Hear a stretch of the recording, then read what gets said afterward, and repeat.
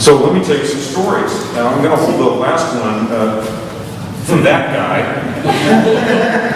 When I first met Armin, I thought he was Moses. He looked at me, says Charles and Heston played Moses. Remember the Ten Commandments? We did a story on that in the Fremont Forum.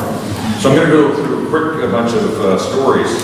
Let me start with the 1986 housing levy. We found out that the downtown folks wanted an art museum. Well, actually, we had a great history in the arts. We had a belief in community arts.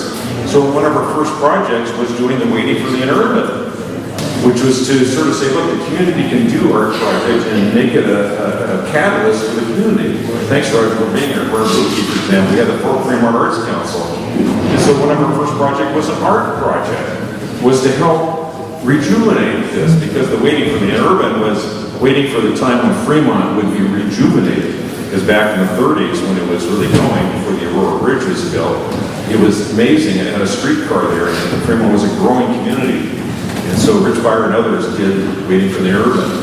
Major difference. The major donor to that, by the way, was a guy named none other than Martin Saleh.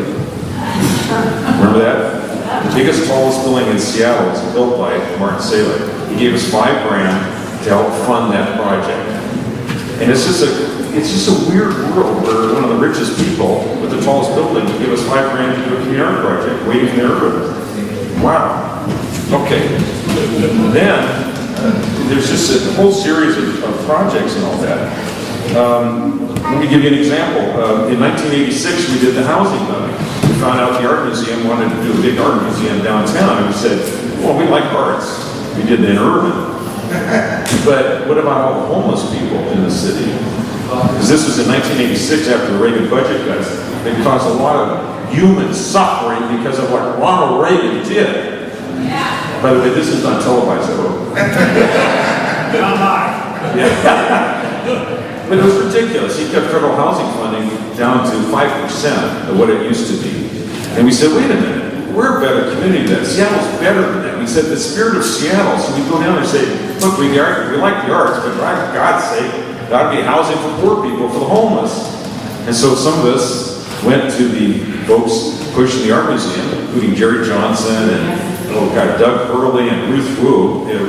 Jay Rich was part of that cabal, and saw the value of housing too. So we did both. We did arts housing levy, an arts levy for the new downtown art museum, and then we did a housing levy, voted on by the people, and both passed because of the coalition that was built, because of this effort, including people that are in this room.